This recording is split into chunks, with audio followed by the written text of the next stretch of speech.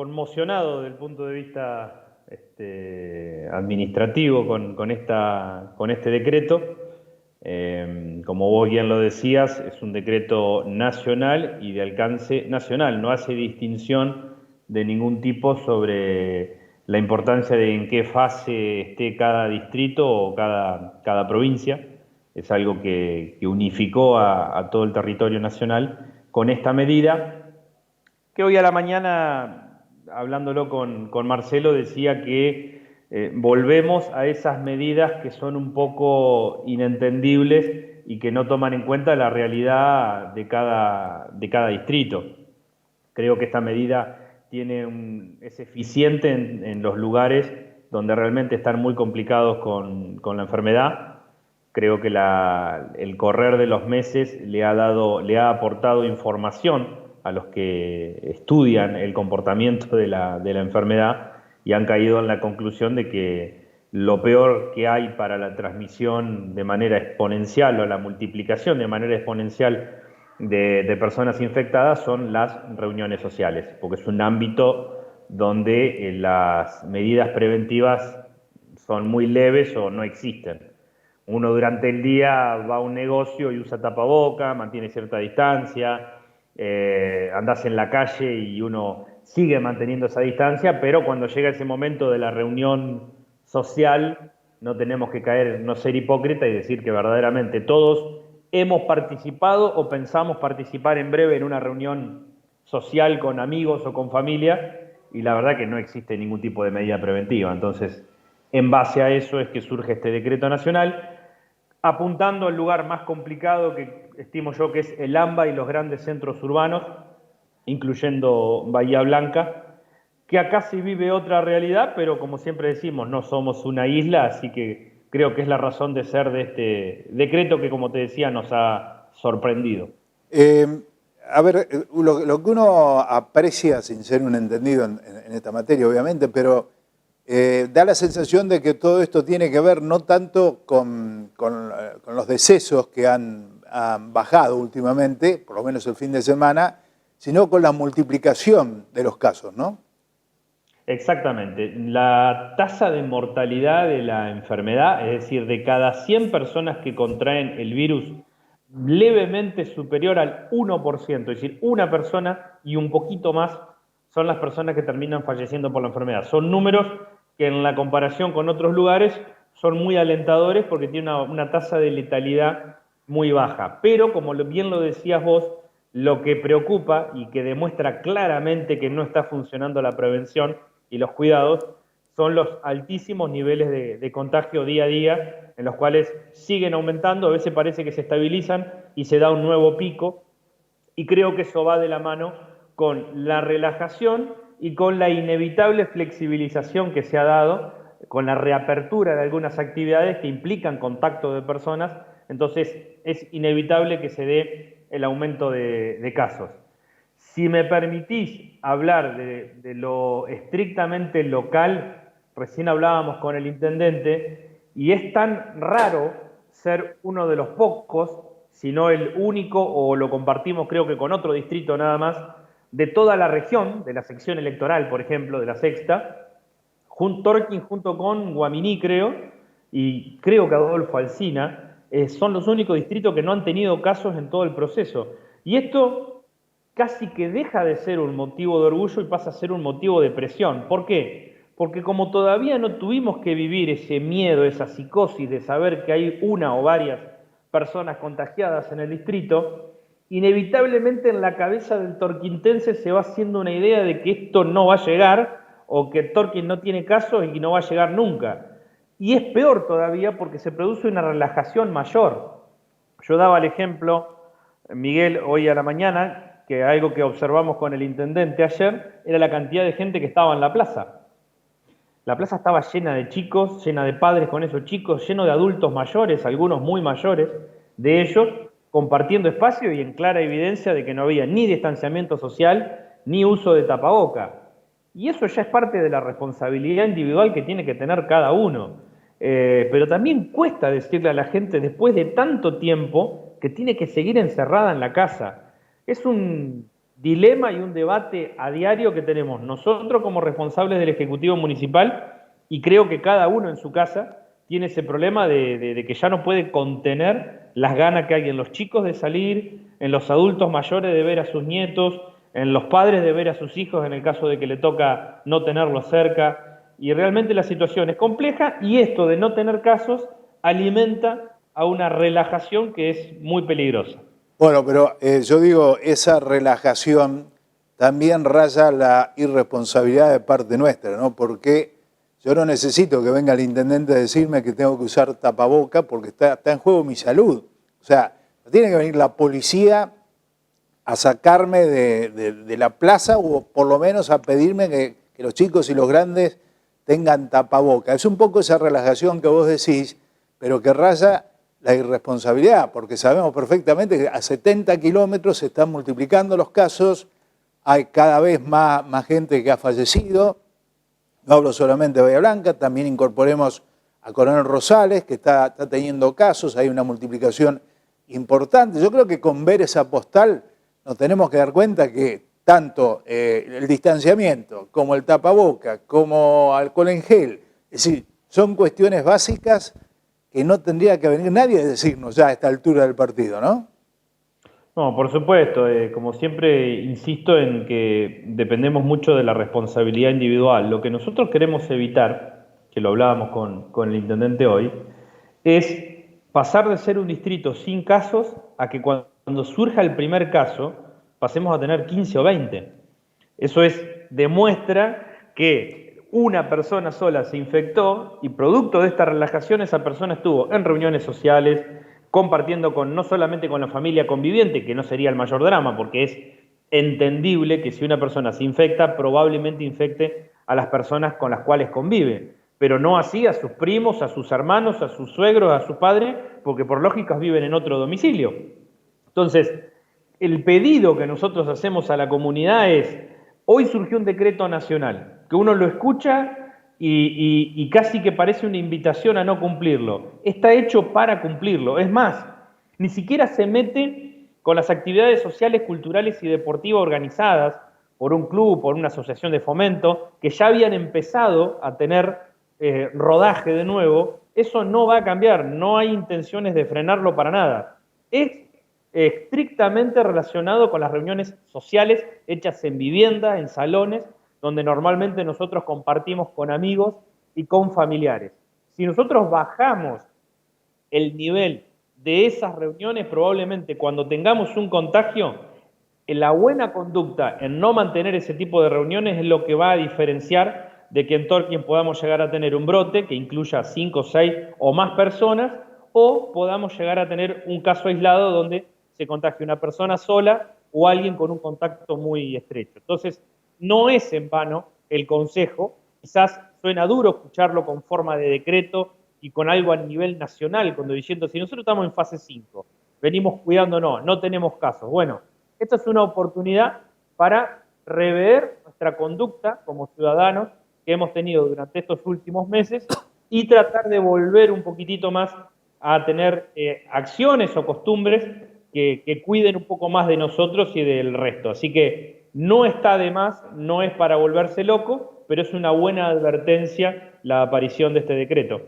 O sea, en la práctica, la aplicación de este decreto en el país, no solo en el distrito de Torkins, sería evitar las reuniones de tipo familiar. Esto que se hablaba de hasta 10 personas, digamos, quedaría momentáneamente sin efecto. Claro, el tema es que hay que hacer una diferenciación, Miguel. Hoy hablaba con un muchacho y le decía, si mañana vos sos un simpatizante del Club Unión, el Club Unión tiene permitido organizar reuniones, bueno, entonces mañana organiza una reunión donde se juntan 10 miembros de la comisión directiva. En una reunión uno tiene conductas mucho más apropiadas en base a lo que dice la prevención. Entonces, probablemente durante la reunión usemos tapaboca, mantengamos una distancia con el otro, no lo saludemos con un beso, no le demos la mano, probablemente arriba de la mesa haya uno o más recipientes con alcohol en gel o con alcohol diluido, y ahí realmente son muy bajas las probabilidades de que pudiera haber un contagio si una persona está infectada. Y estamos hablando de 10 personas. Ahora, cuando esas 10 personas... Ahí se nos cortó un poquito, iba a ser la diferenciación. Hola, Sí, cuando esas 10 personas que había quedado. Hola, ¿me escuchás? Ahora sí, a ver. Personas están en un quincho o en un salón de una casa, sabemos que todo ese tipo de normas de prevención, no seamos hipócritas, no existen. Hay alcohol, pero no precisamente en gel. Claro. No hay distanciamiento. Seguramente sean más de 10 personas. Entonces cambia totalmente el contexto, que hace un ambiente más propicio para que pudiera haber contagios en el caso de que una de las personas estuviera infectada. Esa es la diferencia, donde no siempre 10 personas son lo mismo en un lugar o en un ámbito que 10 personas en otro ámbito. Por eso este decreto ataca directamente a ese foco, por llamarlo de alguna manera, de reuniones sin cuidados, que son las reuniones familiares y reuniones sociales con amigos. El resto de las actividades, que incluyen obviamente las actividades que tienen un costado económico, Miguel, porque acá la preocupación, anoche ya me llamaban los dueños del restaurante diciendo, ¿qué tenemos que cerrar de nuevo? No, continuamos como hasta ahora, explotando hasta el 50% de la capacidad que tiene según la habilitación de cada local gastronómico. Está clarísimo, Ezequiel. Depende fundamentalmente de la responsabilidad, bueno, en este caso de los comerciantes, de dejar entrar la cantidad de gente que se indica o la capacidad, en función de la capacidad, y el sentido común y la responsabilidad de cada uno. Vos recién hablabas de cuando ocurra un caso. Yo creo que me debo meter debajo de la cama. Si tenemos, claro, miramos ese cuadrito, tan ansiosos cuando hay un supuesto, un sospechoso, deseando todos de que baje a descartado. Cuando ocurra un caso, bueno, ya después entre 1 y 10 va a ser más o menos lo mismo. O sea, nos va a preocupar y a lo mejor ahí recién vamos a tomar conciencia, pero lo que hay que tratar es que no lleguemos a esa situación, ¿no? Claro, lo que pasa es que, como siempre se dice, Miguel, somos hijos del rigor. A veces pareciera que tenemos que vivir esa situación del caso confirmado o de los casos confirmados para tomar real dimensión de que esto ni es lo que algunos alarmistas pretenden hacernos creer, que vamos a tener esos cuadros, esas situaciones de montones de personas fallecidas de la enfermedad en las calles, como nos han hecho ver, ni tampoco es para tomarlo muy a la liviana. Tiene una tasa de letalidad muy baja. El otro día teníamos la oportunidad de hablar el intendente hablaba con nuestro ex secretario de Salud, Walter Wallace, persona con experiencia y contacto directo con terapias de hospitales de Bahía Blanca, y él decía que, por ejemplo, en la guardia que él cubre no falleció absolutamente ninguna persona de coronavirus desde que él está. No por mérito de él, es por la circunstancia. En la sala donde él estaba a cargo no falleció ninguna persona, pero sí fallecieron un montón de personas de pulmonía, de neumonía o de montones de enfermedades respiratorias, pero no son noticias. Entonces ahora no sé cuál es la intención o si es una mera casualidad, pero pareciera que los medios de comunicación solamente publican las muertes que están ocurriendo de coronavirus sin darnos cuenta que quizás en el país sigue siendo en mayor cantidad las personas que mueren de otras afecciones, y que incluso peligrosamente, producto del miedo de la enfermedad, del cuidado o protección que hay de todo el sistema de salud, muchas personas ni siquiera están haciendo consultas básicas con respecto a su salud, ni hablar de lo que son problemas coronarios o problemas cardíacos, gente que dejó de ir al cardiólogo con tal de no ir a un consultorio o de no ir a un hospital, y están teniendo serios problemas o incluso la muerte por no atender su afección cardíaca, coronaria o cualquier otra enfermedad. Estamos hablando de enfermos con cáncer que han discontinuado sus tratamientos por no ir a un centro de salud. Así que me parece que le tenemos que dar el cuidado, el respeto que se merece la enfermedad, pero no enceguecernos y creer que es lo único que está ocurriendo en este momento. Así que ese sería el mensaje: cuidarnos para que de todas las cosas que andan dando vuelta, que nos hacen mal y que nos matan a parte de la población, en esta tenemos una medida de prevenirlo. Usémosla, esa medida de prevenirlo, pero no nos afectemos nuestra vida. Esto es largo, va para largo, y ya se están notando caras de cansancio. caras de angustia, entre las cuales me incluyo a la gente que todos los días desde el municipio le está buscando la vuelta para tratar de que los días sean más llevaderos, pero hay un cansancio muy grande, entonces tenemos que sacar energías de donde no las hay para poder seguir atendiendo a la gente. Y el mensaje es hacia ustedes, comunicadores, es de seguir insistiendo con cuidarnos para que esto no sea lo desastroso que pareciera que nos quieren hacer creer que es, pero tampoco digo que sea un simple recuerdo, va a ser un recuerdo muy fuerte por generaciones, diría, quienes nos tocó vivir esta cuarentena, pero que no sea el recuerdo de muertes en nuestro distrito, en gran parte depende de nosotros. Bueno, yo ayer escuchaba a Facundo Manes, vos decís, de las secuelas que va dejando todo esto, y explicaba cómo ataca la psiquis y realmente está haciendo desastres de gente que va directamente destrozada psicológicamente hablando y de muy difícil recuperación, ¿no? Porque, digamos, en el tiempo esto desgraciadamente va haciendo mella, más allá de que esto termine o no termine en lo inmediato, genera secuelas lamentables realmente. Y bueno, en esto, como vos decís, los medios de comunicación tenemos un rol importante porque permanentemente se está hablando de muertes, de afectados y demás, y la gente, los ciudadanos comunes, estamos consumiendo permanentemente eso y psicológicamente te termina destrozando. Sí, te hace mella, cada uno tendrá su anécdota particular. En el caso mío, me pasa a la noche que entro al portal de noticias nacionales que normalmente consulto y me quedo tranquilo o no cuando veo el número de muertos y de infectados del día, es como la estadística del día. Y la verdad que después que uno lo hace dice, pero ¿qué estoy mirando?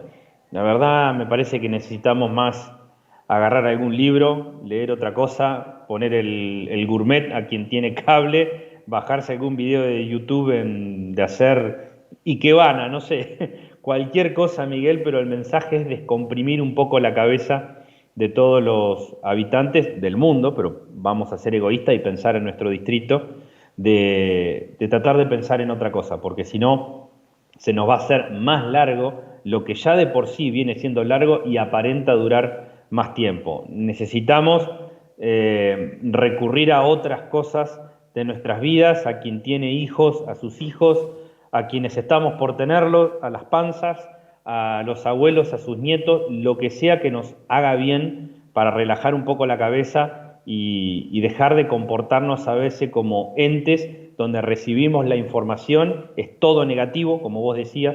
Creo que las palabras de Manes, y vaya si es persona autorizada para opinar qué es lo que pasa en nuestra mente, es muy cierto y son secuelas, no te digo irreversibles, Miguel, pero va a llevar muchos años sacarse los hábitos que nos incorporó esta cuarentena a nosotros.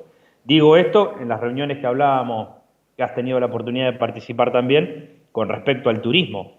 Va a costar bastante tiempo que la gente nuevamente se largue a alquilar una cabaña y no estar pensando en quién estuvo antes que yo, quién es esta persona que entró a limpiar, cosas que antes la verdad que no las observábamos ni las mirábamos.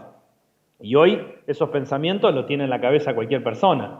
Así que bueno, volvemos a lo de siempre, empatía para ponerse en el lugar del otro y el mayor esfuerzo mental por pensar en cosas buenas, que las hay, y cualquiera de nosotros tiene algo bueno que le está pasando alrededor y quizás a veces no lo estamos viendo porque nos lo tapa la negatividad de las noticias del día a día. Ezequiel, te saco por un momento de este tema. ¿Cómo arrancó la agenda del intendente esta semana? No, bien, se está normalizando mucho el ida y vuelta con los distintos ministerios, no de manera presencial, pero sí reuniones vía Zoom o comunicación directa del funcionario del área. Sí, se sigue avanzando en cosas interesantes e importantes para el distrito, como algo adelantaba el otro día, el tema de lo que es la basura, la inminente incorporación de una maquinaria de primera línea que va a estar afectada a lo que es el movimiento de residuos, así que eso es muy bueno, y a la espera de otras obras que aparentemente van a llegar al distrito y van a hacer la diferencia, que es lo que le quita el sueño al intendente y por ende a todos nosotros que trabajamos. Que vengan cosas para el distrito, ese es el norte que él ha puesto y creo que va a quedar en claro que las cosas van a venir y va a mejorar la situación del distrito y en algunas otras seguir mejorando cosas que ya se veía empezado en los 4 anteriores años de la gestión anterior, ¿no? En lo inmediato, más allá de lo que ya anunciaste, ¿algo más para adelantarnos?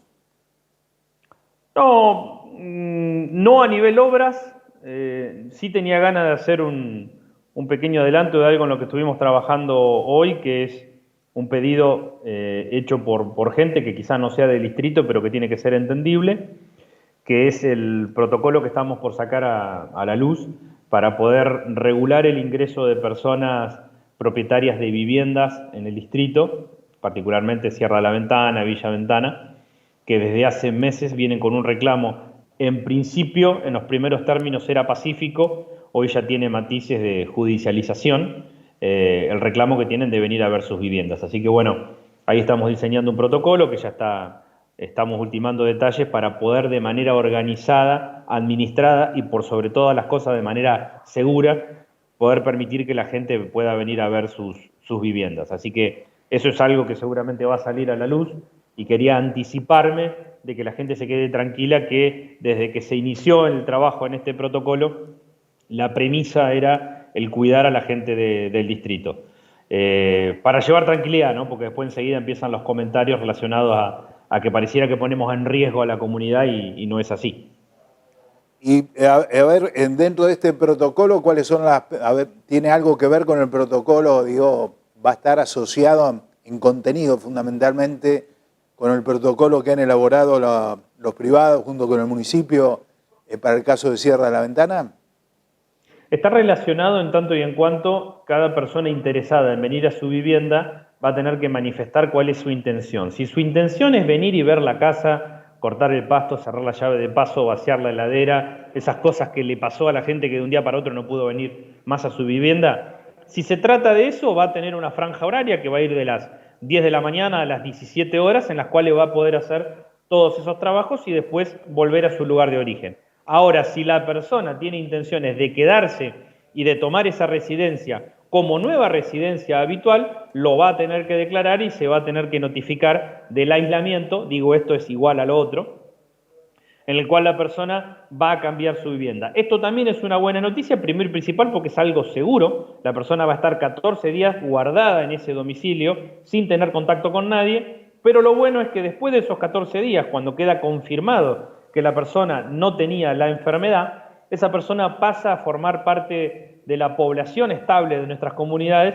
con el correspondiente consumo que va a realizar esa persona que ayuda a los comercios locales. Así que hay algo que yo sé que a vos te gusta hablar de lo que se proyecta, de lo que está más allá del día a día, y creo que lugares como el nuestro, producto de la pandemia, pasaron, si ya de por sí nos estábamos haciendo cada vez más visibles, en este momento estamos en primera plana, en la portada de los lugares donde la gente, no solo del país, incluso quizás de otros países, les gustaría venir a vivir. Así que creo que tenemos que estar preparados para una transformación en un plazo no muy largo, porque nuestras comunidades van a ser muy visitadas por personas decididas a invertir o como mínimo a residir de manera permanente.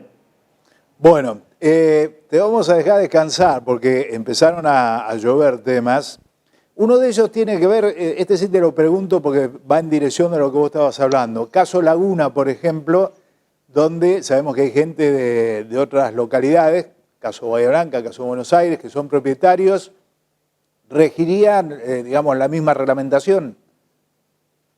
Sí, exactamente. Si la persona lo que desea es venir a revisar la vivienda, va a tener una franja horaria en la cual va a poder ir solamente a la vivienda, no puede ir a ningún tipo de paseo, ni hacer ningún tipo de compra, ni circular por la localidad. Bajo esa condición va a poder estar, ver que su casa esté bien, disfrutar el poquito o mucho rato que pueda incluso puede almorzar con cosas que él traiga, quiere hacerse un asado, se puede hacer un asado en tanto y en cuanto se traiga todo para hacerlo, y a las 17 horas va a tener que emprender el regreso a su vivienda para tranquilidad de los otros, que son las personas que estaban viviendo ya establemente y que están preservando su salud y no quieren tener contacto con personas que vienen desde otros lados. Así que esto va a beneficiar a muchas personas para que puedan ver su vivienda y, como te decía, a largo plazo, ni hablar si esa persona después ya se queda como residente, que le va a dar vida a cada uno de estos puntos